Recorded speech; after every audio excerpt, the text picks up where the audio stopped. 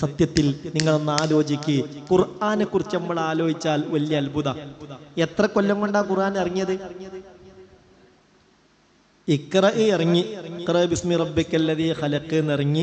പിന്നെ അങ്ങനെ സാഹചര്യത്തിന്റെയും സന്ദർഭത്തിന്റെയും തേട്ടമനുസരിച്ച് ഏറ്റവും അവസാനം സൂറത്തുൽ ബഖറയിലെ വത്തഖൂ യൗമൻ തുർജഊന ഫീഹി ഇലല്ലാഹ് സുമ്മ തുവഫാ കുല്ലു നഫ്സിൻ മാ കസബത് വഹും ലാ യുദ്ലിമൂൻ എന്ന സൂറത്തുൽ ബഖറയിലെ 281 ആയത്തോടുകൂടി അവസാനിച്ചു. അതിനിടയിൽ എത്ര കൊല്ലെടുത്തു? എത്ര? 40ാമത്തെ വയസ്സിലല്ലേ നുബുവത്ത് കിട്ടിയത്, 63ാമത്തെ വയസ്സിലല്ലേ വഫാത്തായത്, 23 കൊല്ലം കൊണ്ട്. എന്നാൽ ആ ഖുർആനിൽ അല്ലാഹുവേ അത്ഭുതങ്ങളാണ് പലതും. ഒരു ഉദാഹരണം, ഹയാത്ത് എന്ന് പറഞ്ഞാൽ എന്താ അർത്ഥം?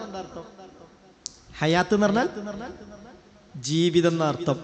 അത് 145 തവണ ഖുർആനിലുണ്ട്. അതിന്റെ ഓപ്പോസിറ്റ് എന്താ? മരണം.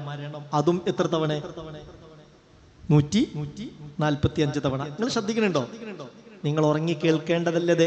ഹയാത്ത് എന്ന പദം ഖുർആനിൽ 145 തവണയാണ്. മൗത്ത് എന്ന പദവും 145 തവണ. റിജാൽ, റജുല്, റിജാൽ എന്ന് പറഞ്ഞ അർത്ഥം പുരുഷന്മാർ. പുരുഷന്മാരെന്നത് റിജാൽ എന്ന പദം 24 തവണയാണ് ഖുർആനിലുള്ളത്. അതിന്റെ ഓപ്പോസിറ്റ് എന്താ? നിസാ, സ്ത്രീ. അതും എത്രയാണ്? അതും 25 തവണയാണ് നിസാ എന്ന പദം വിശുദ്ധ ഖുർആനിലുള്ളത്. അയ്യാം, അയ്യാം എന്ന് പറഞ്ഞ അർത്ഥം ദിവസങ്ങൾ എന്നാണ് അർത്ഥം. അയ്യാം, കൊല്ലത്തിൽ എത്ര ദിവസമുണ്ട്? 365 ദിവസം. 365 തവണയാണ് അയ്യാം എന്ന പദം വിശുദ്ധ ഖുർആനിൽ. എത്ര മാസമുണ്ട് കൊല്ലത്തിൽ? എത്ര മാസം? 12 മാസം. ഷഹ്ർ എന്നാണ് മാസത്തിന് അറബിയിൽ പറയുന്നത്. 12 തവണയാണ് ഷഹ്ർ എന്ന പദം വിശുദ്ധ ഖുർആനിൽ. ഖമർ, ചന്ദ്രൻ. ചന്ദ്രനെ ബേസ് ചെയ്തിട്ടാണല്ലോ മാസം തീരുമാനിക്കുന്നത്. ഖമർ എന്ന പദം എത്ര തവണയുണ്ട് ഖുർആനിൽ? 12 തവണ. ഖമർ എന്ന പദം 12 തവണയാണ്. യൗമ്, യൗമ് എന്ന് പറഞ്ഞ ദിവസം. സാധാരണഗതിയിൽ ഒരു മാസത്തിൽ 30 ദിവസമാണ്. വിശുദ്ധ ഖുർആനിൽ 30 തവണയാണ് യൗമ് എന്ന പദമുള്ളത്. ഇത് ജല്ല ജലാലായ റബ്ബിന്റെ കലാമാൻ. ഈമാൻ, ഈമാൻ എന്ന പദം 25 തവണയാണ്. ഈമാന്റെ ഓപ്പോസിറ്റാണ്, എതിരാണ് കുഫർ. കുഫറും എത്ര തവണ? 25 തവണ. കുഫറും 25 തവണയാണ്. ദുനിയാവ് 115 തവണ. ആഖിറവും, ദുനിയാവ് എന്ന പദം വിശുദ്ധ ഖുർആനിൽ 115 തവണയാണ്. അതിന്റെ നേരെ ഓപ്പോസിറ്റ് ആഖിറം. അതും എത്ര തവണ? അതും 115 തവണയാണ്. ഹസനാത്ത്, ഹസനാത്തുകൾ എന്നാൽ നന്മകൾ എന്നാണ് അർത്ഥം. ആ നന്മകൾ, ഹസനാത്ത് എന്ന പദം 167 തവണയാണ്. അതിന്റെ നേരെ എതിരാണ് സയ്യിആത്ത്. അതും നിങ്ങൾ പറയും, ഇത് അല്ലാഹുവിന്റെ വചനല്ലേ, ഇത് അല്ലാഹുവിന്റെ കലാമല്ലേ? ഹസനാത്ത് 167 തവണ, സയ്യിആത്തും 167 തവണ. എത്ര ആകാശങ്ങളുണ്ട്? 7 ആകാശം. സമാവാത്ത്, ആകാശങ്ങൾ. ആ സമാവാത്ത് എന്ന പദവും ഖുർആനിൽ 7 തവണയാണ്. സുബ്ഹാനല്ലാഹ്. അൽ മലായിക, മലക്കുകൾ എന്ന പദം 88 തവണയാണ്. ആ മലക്കുകളോട് തെറ്റിപ്പോയവനാണ് ശൈത്വാൻ. ശൈത്താൻ എന്ന പദവും 88 തവണ. ഇങ്ങനെ പരിശോധിച്ചാൽ സഹോദരാ, സഹോദരി, ഇഖാബ്, ഇഖാബ് എന്ന് പറഞ്ഞ ശിക്ഷ എന്നർത്ഥം. അത് ഖുർആനിൽ 117 തവണയാണ്. ഇഖാബ്, ശിക്ഷ. ഇനി അതിന്റെ എതിർ പരസ്യമായത് 16 തവണ. പരസ്യമായത് 16 തവണ. കിസ്മാൻ, രഹസ്യമാക്കി വെച്ചത്, ഒളിപ്പിച്ചു വെച്ചത്, അതും 16 തവണ. ഇങ്ങനെ പരിശോധിക്കുമ്പോൾ ഇതൊക്കെ ആകസ്മികമായി വന്നതെന്ന് പറയാൻ പറ്റുമോ? 23 കൊല്ലം കൊണ്ട്. പടച്ചോനെ, ലക്കൽ ഹംദു യാ റബ്ബി യാ അല്ലാഹ്. അല്ലാഹുവേ നിനക്കാണ് സർവസ്തുതിയും.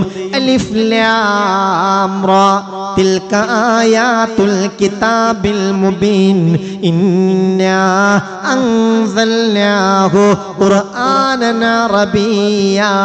ഈ ഖുർആൻ അറബി ഭാഷയിലാണ് നാം ഇറക്കിയത്. ലഅല്ലകും തഖിലൂൻ, ചിന്തിക്കാൻ വേണ്ടി. ഒരു ഭാഷ എന്ന നിലയിൽ എല്ലാം ഒത്തുവന്ന ഭാഷ അറബിയാണ്. അത് വിശദമായി പറയുന്നു, വലിയ പ്രാധാന്യമൊന്നും ഇല്ല. ഹബീബ് പറയുന്നത് അഹിബ്ബുൽ അറബ ലിസലാസ്, അറബികളോട് നിങ്ങൾക്ക് സ്നേഹം വേണം 3 കാരണത്താൽ. അറബി ഭാഷയെ നിങ്ങൾ ഇഷ്ടപ്പെടണം 3 കാരണത്താൽ. ലിഅന്നി അറബിയുൻ, ഞാനൊരു അറബിയല്ലേ, ഞാനൊരു അറബിയാണ്.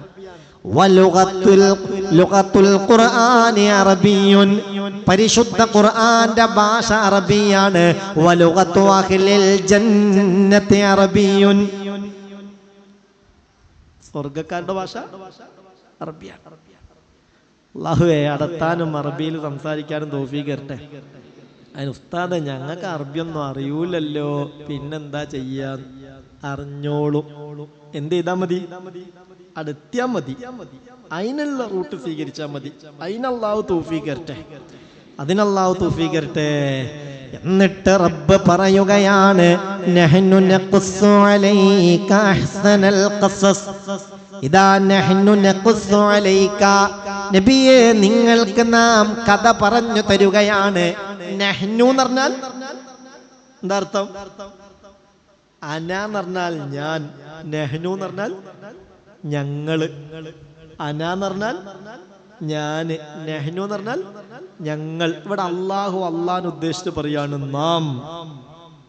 നഹ്നു നഖുസ്സു അലൈക, നാം നിങ്ങൾക്ക് കഥ പറഞ്ഞു തരികയാണ്. ഏതു കഥ?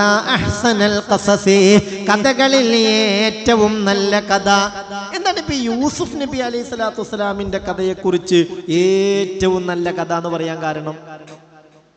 മഹാനായ ഇമാം റാസി റളിയല്ലാഹു അൻഹു അടക്കമുള്ള മുഫസ്സിരീങ്ങൾ വിശദമായി ഇത് ചർച്ച ചെയ്യുന്നുണ്ട്.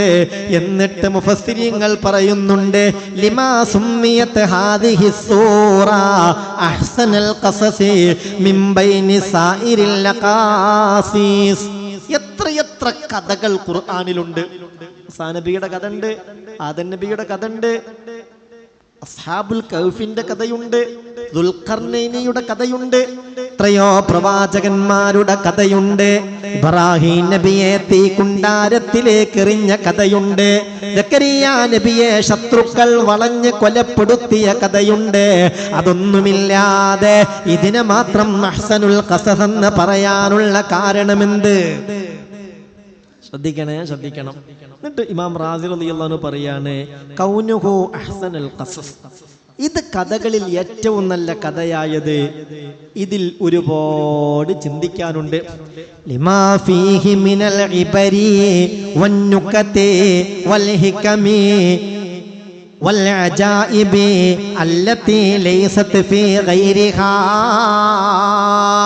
മറ്റൊരു കഥകളിലും ഇല്ലാത്ത അത്ഭുതങ്ങൾ ഇതിലുണ്ട്, ഹിക്മത്തുകൾ ഇതിലുണ്ട്, പാഠങ്ങൾ ഇതിലുണ്ട്, പഠിക്കേണ്ട ഫായിദകൾ, ഉപകാരപ്രദമായ കാര്യങ്ങൾ ഇതിലുണ്ട്.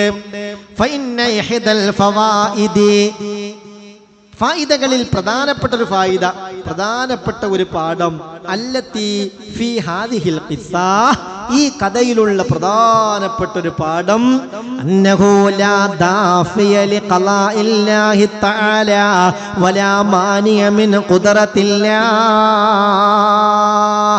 അല്ലാഹു ഒരു കാര്യം കണക്കാക്കിയാൽ ആ കാര്യം തട്ടിമാറ്റാൻ ലോകത്തൊരാൾക്കും കഴിയില്ല. അള്ളാഹു ചെയ്യാൻ തീരുമാനിച്ച ഒരു കാര്യം ആരൊക്കെ എന്തൊക്കെ ശ്രമങ്ങളുമായി മുന്നോട്ട് വന്നാലും ആ കാര്യം ഇല്ലാതാക്കാൻ കഴിയൂല. അള്ളാഹു അരുതെന്ന് വിചാരിച്ചൊരു കാര്യം ലോകത്താരൊക്കെ വിചാരിച്ചാലും അത് നടപ്പിലാക്കാനും കഴിയൂല. അത് ഇതിലുള്ളൊരു പാഠാണ്.